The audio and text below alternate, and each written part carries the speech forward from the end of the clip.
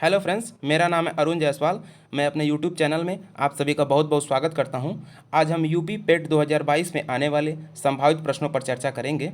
हमारा पहला क्वेश्चन है, which Indian woman cricketer retired recently. हमें बताना है कि कौन सी ऐसी भारतीय महिला खिलाड़ी हैं जो हाल ही में संन्यास की घोषणा की हैं। इसमें हमारा उत्तर हो जाएगा झूलन गोस्वामी जी। ये हाल ही में भारतीय महिला क्रिकेट की टीम से संन्यास ले ली हैं।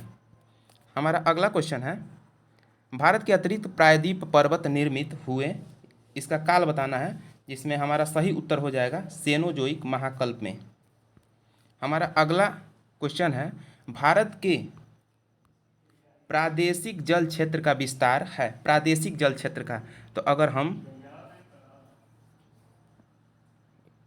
इंडिया के प्रायद्वीपीय भारत का मैप बनाए तो ये हुआ हमारा 12 नॉटिकल माइल्स, ये हुआ हमारा 24 नॉटिकल माइल्स और ये हुआ हमारा 200 नॉटिकल माइल्स। 12 नॉटिकल माइल्स तक हमारा होता है प्रादेशिक जल क्षेत्र, 24 नॉटिकल माइल्स तक होता है हमारा समीपस्थ स्थल, जिसमें कि सीमा शुल्क लगाने का संबंधित देश को अधिकार होता है, और 200 नॉटिकल माइल्स तक होता है हमारा अनन्य आर्थिक क्षेत्र, जिसके संसाधनों पर समीपवर्ती देश का अधिकार होता है। अगला क्वेश्चन देखते हैं, निम्नलिखित में से किस ब्रिटिश अधिनियम ने ब्रिटिश ईस्ट इंडिया कंपनी को विशेष व्यापारिक विशेषाधिकार प्राप्त प्रदान किए। इसका हमको सही उत्तर बताना है, जिसमें हमारा इसका सही उत्तर हो जाएगा 1993 का चार्टर अधिनियम। इसी अधिनियम के तहत ब्रिटिश क्षेत्रों पर कंपनी ने शासन को जारी रखा था। ब्रिटिश क्षेत्रों पर कंपनी ने शासन को जारी रखा था, पहला हो गया। और दूसरा, व्यापार एकाधिकार को 20 वर्षों तक बढ़ा दिया गया था। इसी अधिनियम के तहत कंपनी के व्यापार के एकाधिकार को 20 वर्षों तक बढ़ा दिया गया था। और तीसरा, कंपनी के लाभांश को 10% तक बढ़ाने की अनुमति दे दी गई थी। और इसी अधिनियम के तहत गवर्नर जनरल को अधिक अधिकार प्रदान कर दिया गया था, जिसमें से कि कुछ मामलों में परिषद के निर्णय को भी रद्द कर सकता था। चलिए हम अपना अगला क्वेश्चन देखते हैं। इसी में एक पॉइंट और है, इसी अधिनियम में राजस्व तथा न्यायपालिका को भी अलग कर दिया गया था। अगला क्वेश्चन अब देखते हैं हम अपना।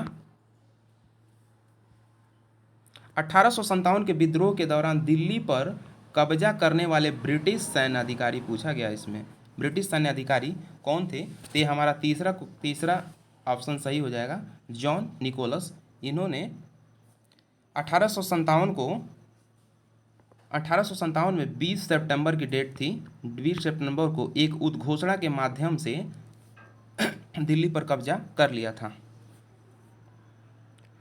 अवध साम्राज्यों पर अंग्रेजों द्वारा कब कब्जा किया गया? अवध साम्राज्य पर अंग्रेजों द्वारा कब कब्जा किया गया? इसमें से हमारा सही उत्तर हो जाएगा 1856।